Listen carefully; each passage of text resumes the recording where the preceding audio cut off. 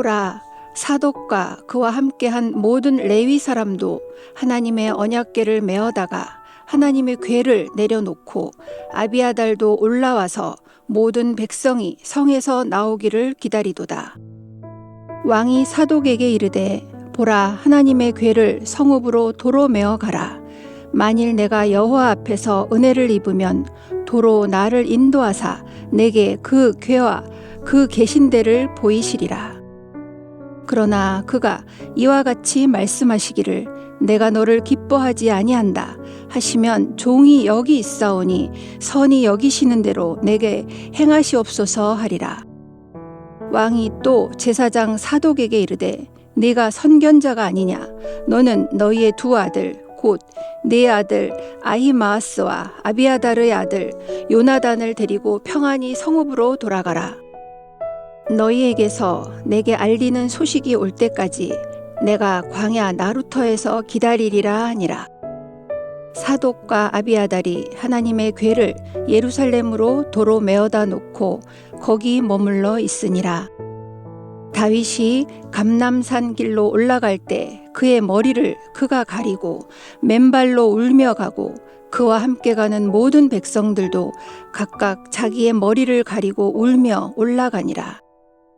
어떤 사람이 다윗에게 알리되 압살롬과 함께 모반한 자들 가운데 아히도벨이 있나이다 하니 다윗이 이르되 여호와여 원하옵건대 아히도벨의 모략을 어리석게 하옵소서 하니라.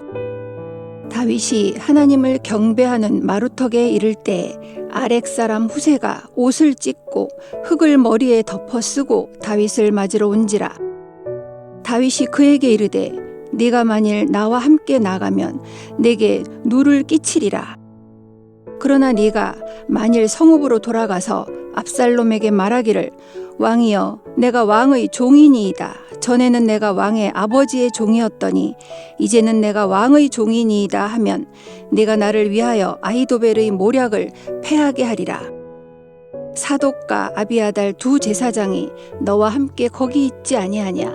네가 왕의 궁중에서 무엇을 듣든지 사독과 아비아달 두 제사장에게 알리라. 그들의 두 아들 곧 사독의 아히마아스와 아비아달의 요나단이 그들과 함께 거기 있나니 너희가 듣는 모든 것을 그들 편에 내게 소식을 알릴지니라 하는지라. 다윗의 친구 후세가 곧 성읍으로 들어가고 압살롬도 예루살렘으로 들어갔더라. 샬롬, 평안하십니까? 5월 9일 화요일 큐티 말씀 함께 묵상하겠습니다. 오늘은 절망 속에 드리는 간구, 들으시는 하나님, 이런 제목으로 말씀을 묵상하겠습니다. 다윗이 예루살렘을 떠나서 피난길에 오르자 제사장들도 하나님의 언약궤를 메고 다윗과 함께 동행하려고 했습니다. 두 제사장 사독과 아비아달은 하나님께서 다윗 왕과 함께 하신다는 것을 확신했기 때문에 이러한 결정을 내렸을 것입니다. 그러나 다윗은 제사장에게 언약궤를 다시 예루살렘 성 안으로 메어 가도록 명하고 있습니다. 오늘 본문 25절입니다. 왕이 사독에게 이르되 보라, 하나님의 궤를 성읍으로 도로 메어 가라. 만일 내가 여호와 앞에서 은혜를 입으면 도로 나를 인도하사 내게 그 궤와 그 계신 데를 보이시리라. 언약궤가 하나님의 임재의 상징이었고 승리를 보장하는 것이었지만 하나님께서 함께 하신다면 다시 예루살렘으로 돌아올 것을 확신했기 때문에 다윗은 언약궤를 예루살렘으로 돌려보낸 것입니다. 다윗 왕은 언약궤를 돌려보내면서 예루살렘 성에 들어가서 중요한 기밀을 알아내 보라고 말했고 이것은 후에 압살롬 군대를 물리치는데 결정적인 도움을 주었습니다. 한편 다윗은 도피하는 중에 뛰어난 전략가인 아히도벨이 압살롬의 진영에 있다는 사실을 알게 되었습니다. 그의 전략의 탁월함을 알고 있는 다윗은 장차 다가올지 모르는 큰 위험 앞에서 하나님께 간절히 기도합니다. 오늘 본문 31절입니다. 어떤 사람이 다윗에게 알리되 압살롬과 함께 모반한 자들 가운데 아히도벨이 있나이다 하니 다윗이 이르되 여호와여 원하옵건대 아히도벨의 모략을 어리석게 하옵소서 하니라. 하나님께 간절히 기도한 다윗은 감람산 정상에서 뛰어난 전략가인 아렉 사람 후세를 만나게 됩니다. 다윗은 그에게 예루살렘으로 돌아가 압살롬의 모사가 되어 아히도벨의 계략을 실패로 돌아가게 해달라고 간청합니다. 또한 압살롬의 계획을 제사장 사독과 아비아달에게 알려서 그 소식을 제사장의 두 아들 아히마아스와 요나단을 통해 전달받게 해달라고 요청합니다. 그런 후에 다윗은 계속 도망을 갔고 압살롬은 예루살렘을 완전히 장악하게 됩니다. 오늘 본문을 통해서 두 가지 내용을 생각해 보고자 합니다. 첫 번째는 최선의 노력을 다하면서 하나님의 뜻을 찾아가라는 것입니다. 다윗과 함께 가기 위해 기다렸던 제사장 사독에게 다윗은 예루살렘으로 돌아가라고 명합니다.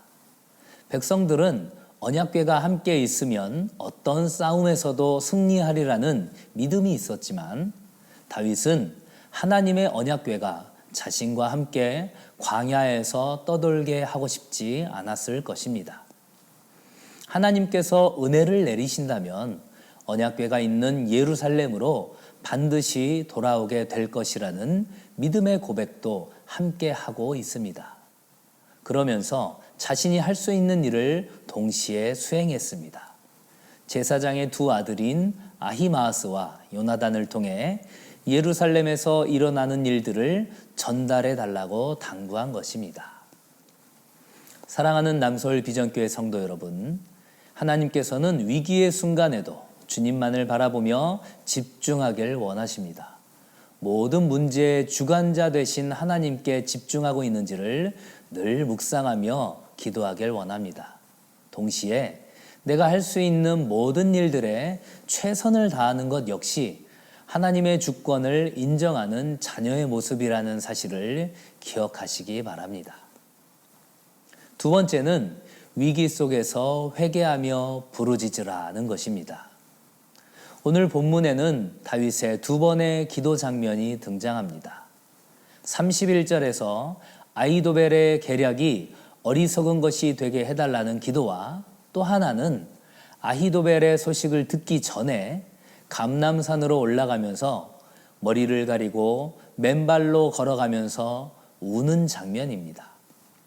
바로 이 모습은 하나님 앞에서 겸손하게 회개하며 나가는 다윗의 마음을 보여주는 장면입니다. 다윗은 이 모든 일들이 밧세바를 범한 자신의 죄로 인한 결과라는 참담한 심정으로 하나님께 나아가고 있습니다. 다윗은 상한 심령으로 나아가는 자에게 긍휼과 구원을 베푸시는 하나님께 겸손하게 회개하며 나아갔습니다. 시편 34편 18절에 여호와는 마음이 상한 자를 가까이 하시고 충심으로 통회하는 자를 구원하시는도다. 이렇게 또한 고백하고 있습니다. 사랑하는 성도 여러분, 하나님께서는 다윗의 눈물과 탄식 그리고 아히도벨의 계략을 무력화시켜 달라고 하는 부르짖음을 모두 바라보고 기억하시며 기도로 받으셨습니다. 위기의 상황 속에서 하나님께 겸손함으로 나아가며 우리의 한숨과 탄식 그리고 부르짖음에 응답하시는 주님에게만 시선을 집중하는 오늘 하루의 삶이 되기를 간절히 축복하고 소망합니다.